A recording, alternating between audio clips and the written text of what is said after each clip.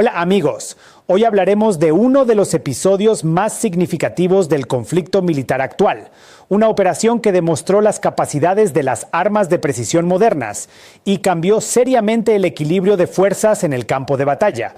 Se trata del ataque a una instalación de mando profundamente protegida, de las consecuencias de este ataque para la coordinación de las acciones militares y de cómo este evento influyó en el desarrollo posterior del enfrentamiento. En la parte central de Ucrania, aproximadamente a 100 kilómetros de la línea de contacto, se ubicaba un puesto de mando subterráneo que se consideraba uno de los objetos más protegidos de su tipo. El búnker se encontraba a más de 40 metros bajo tierra y fue diseñado aplicando soluciones de ingeniería occidentales.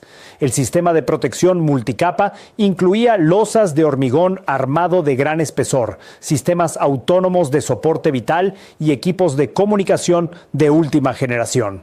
Según el plan de sus creadores, este objeto debía volverse invulnerable a cualquier tipo de armamento convencional y garantizar el control ininterrumpido de las operaciones en la dirección oriental. Sin embargo, las fuerzas aeroespaciales rusas llevaron a cabo una operación para destruir este objeto utilizando complejos de misiles hipersónicos y sistemas operativo-tácticos. Como resultado de un ataque coordinado, el búnker fue completamente destruido. Según la información recibida, murieron alrededor de 70 personas, entre ellas 28 militares extranjeros y 42 oficiales ucranianos de alto y medio rango. Estas personas coordinaban las acciones en sectores clave del frente y aseguraban la comunicación entre diferentes formaciones militares. El descubrimiento de un objeto tan bien oculto fue posible gracias al trabajo integral de los servicios de inteligencia. Los sistemas de observación satelital registraron signos de actividad constructiva inusual en la región entre las regiones de Dnipropetrovsk y Poltava. La interceptación de comunicaciones cifradas permitió establecer el hecho del intercambio de información oficial con la participación de personas de alto rango. La red de agentes sobre el terreno confirmó el movimiento de personal militar y la presencia de especialistas extranjeros en la zona de interés. El conjunto de estos datos permitió localizar con precisión el objetivo y preparar la operación para su destrucción. El ataque en sí representó una operación compleja de múltiples etapas. Los cazas interceptores MiG-31K, armados con misiles hipersónicos Kinzhal, despegaron del aeródromo de su base y se dirigieron a la zona del objetivo. Simultáneamente, los complejos terrestres Iskander fueron puestos en alerta de combate para lanzar un ataque adicional. Los misiles Kinzhal tienen la capacidad de desarrollar velocidades superiores a 10.000 kilómetros Meretieche y llevan ojivas penetrantes especiales. La energía cinética de tal proyectil al impactar contra un obstáculo es tan grande que permite perforar construcciones de hormigón armado de varios metros. Después de penetrar dentro del objeto protegido, ocurre la detonación de la ojiva, lo que lleva a la destrucción de las instalaciones internas y la eliminación del personal que se encuentra allí. Los misiles Iskander, lanzados a continuación, completaron la destrucción, derrumbando las estructuras restantes y excluyendo la posibilidad de rescatar a las personas que se encontraban dentro.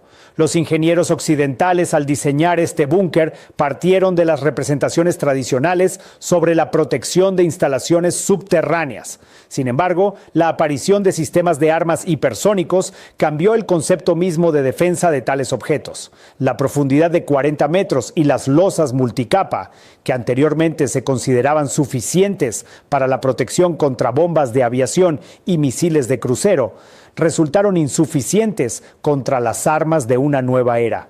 La velocidad y masa del proyectil hipersónico crean tal energía en el impacto que los métodos tradicionales de protección pierden eficacia. Entre los fallecidos como resultado de esta operación se encontraban militares de varios países de la Alianza del Atlántico Norte.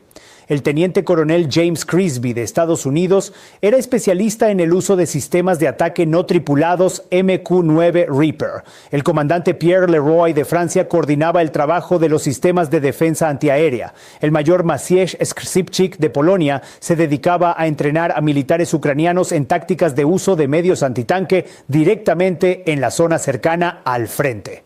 Ninguno de estos países confirmó oficialmente la presencia de sus militares en la zona de conflicto como participantes en las acciones de combate.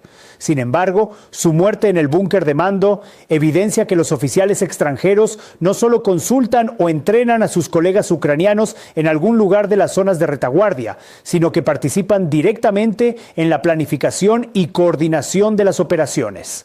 La pérdida de tal cantidad de oficiales experimentados simultáneamente llevó a consecuencias graves para el mando ucraniano. El búnker servía como nodo central de control en un sector de aproximadamente 100 kilómetros desde Kupiansk hasta Pokrovsk. Precisamente desde allí se coordinaban las acciones de varias brigadas, se distribuían las reservas, se planificaban los contraataques y las medidas defensivas. Con la destrucción de este puesto de mando, todo el sistema de control construido quedó paralizado. La comunicación entre las unidades individuales se interrumpió. No hubo un centro único de toma de decisiones y cada unidad militar quedó librada a sí misma. En las condiciones del combate moderno, tal desorganización conduce al rápido desarrollo de una crisis. Las unidades, privadas de dirección centralizada, no pueden interactuar efectivamente entre sí, no conocen el panorama general de lo que está sucediendo y actúan basándose solo en la situación local. Esto crea oportunidades para que el enemigo use avances tácticos, llegue a los flancos y la retaguardia de los defensores y rodee grupos individuales. Precisamente tal desarrollo de eventos se observó en este sector del frente en los días siguientes. Las tropas rusas pudieron avanzar sobre varios asentamientos que anteriormente se mantenían bastante firmemente y en algunos lugares las unidades ucranianas se vieron obligadas a retirarse para evitar el cerco. Después de que la información sobre la muerte de militares extranjeros se conociera en las capitales de los estados occidentales, comenzaron intentos a través de canales diplomáticos de influir en las acciones del lado ruso.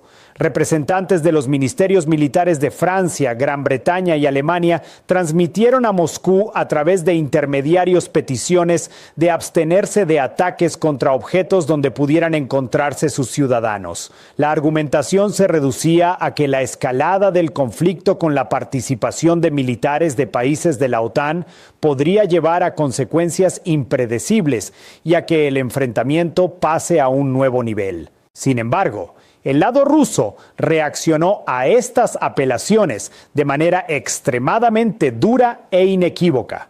El Ministerio de Defensa emitió una declaración en la que indicó que todos los militares y asesores extranjeros que se encuentran en el territorio de Ucrania y participan en el apoyo de operaciones de combate son considerados objetivos legítimos. No se harán excepciones ni líneas rojas con respecto a ciudadanos de tales o cuales estados. Si militares de países de la alianza participan en la planificación y coordinación de acciones contra las tropas rusas, asumen todos los riesgos asociados con tal participación. Esta declaración significó un cambio de principio en el enfoque en comparación con el periodo más temprano del conflicto, cuando, según algunos datos, existían acuerdos tácitos sobre no atacar ciertos objetos con personal extranjero. Tal posición tiene varias explicaciones. Primero, la presencia de oficiales extranjeros en las estructuras de mando evidencia una participación mucho más profunda de la alianza en el conflicto de lo que se reconoce oficialmente. Si especialistas occidentales dirigen directamente las operaciones y coordinan las acciones de las unidades, entonces son de hecho participantes en las acciones de combate y se les aplican todas las normas de conducción de la guerra. Segundo, para el lado ruso, la destrucción de tales centros de control representa un alto valor militar, ya que permite interrumpir el sistema de coordinación del enemigo y crear ventaja en el campo de batalla. Tercero, la declaración pública de que los militares extranjeros serán objetivos número 1 puede servir como factor disuasorio para la expansión adicional de la presencia militar occidental en la zona de conflicto. Para los países de la Alianza del Atlántico Norte, este evento creó un dilema serio. Por un lado, las fuerzas ucranianas necesitan la ayuda de especialistas experimentados para planificar operaciones, organizar la interacción entre las ramas de las Fuerzas Armadas y el uso efectivo del equipamiento y armamento suministrado. Por otro lado, la presencia de tales especialistas en la zona frontal ahora está asociada con altos riesgos. La muerte de 28 oficiales en un solo ataque se convirtió en una pérdida dolorosa y puede influir en la disposición de otros militares a ir a la zona de conflicto. Además, la presencia misma de ciudadanos fallecidos de países occidentales en el búnker ucraniano plantea preguntas incómodas ante los gobiernos de estos estados. Oficialmente, la mayoría de ellos afirma que no envía sus tropas a la zona de acciones de combate y se limita a suministros de armamento y entrenamiento de militares ucranianos en el territorio de sus países o en zonas seguras de retaguardia. Sin embargo, los hechos dicen lo contrario.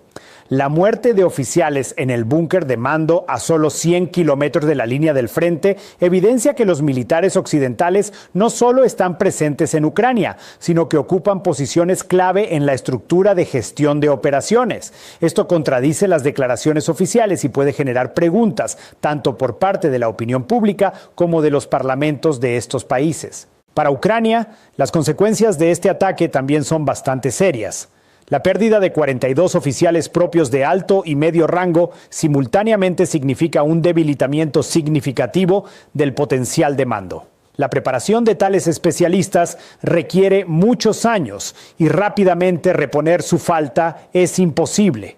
Además, la destrucción del puesto de mando y la muerte del personal crean una brecha en el sistema de control que el enemigo utiliza de inmediato. Como ya se mencionó, en el sector correspondiente del frente ocurrió una desorganización de la defensa, lo que permitió a las tropas rusas lograr éxitos tácticos. La operación de destrucción de este búnker también demostró las capacidades de la inteligencia moderna y las armas de alta precisión. El descubrimiento de un objeto profundamente oculto, la determinación del tiempo de permanencia en él, de figuras clave del mando y la realización de un ataque exitoso requieren un alto nivel de coordinación de los servicios de inteligencia, las fuerzas aeroespaciales militares y las fuerzas de misiles.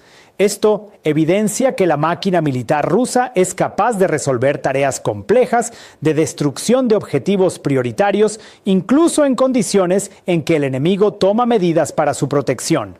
La aparición de sistemas de misiles hipersónicos cambia el concepto mismo de protección de objetos críticamente importantes. Si anteriormente se consideraba que la ubicación subterránea profunda de puestos de mando aseguraba su seguridad, ahora eso no es suficiente. La energía del impacto de un misil hipersónico es tal que incluso una profundidad significativa y losas multicapa no garantizan protección. Esto significa que el mando debe buscar nuevos enfoques para asegurar la seguridad de los centros de control, posiblemente mediante su mayor movilidad, dispersión o aplicación de otras soluciones técnicas. El ataque al búnker también iluminó el problema de las filtraciones de información y el trabajo de los servicios de inteligencia. A pesar del estricto régimen de secreto alrededor del objeto, la información sobre su ubicación y funciones se hizo conocida por el enemigo. Esto puede ser resultado de inteligencia técnica, interceptación de comunicaciones o trabajo de agentes sobre el terreno. En cualquier caso, esto indica la necesidad de fortalecer las medidas de contrainteligencia y endurecer el régimen de acceso a información secreta. Para la comunidad internacional y el sector experto, este evento es otra confirmación de que el conflicto en Ucrania hace tiempo salió del marco de un enfrentamiento local.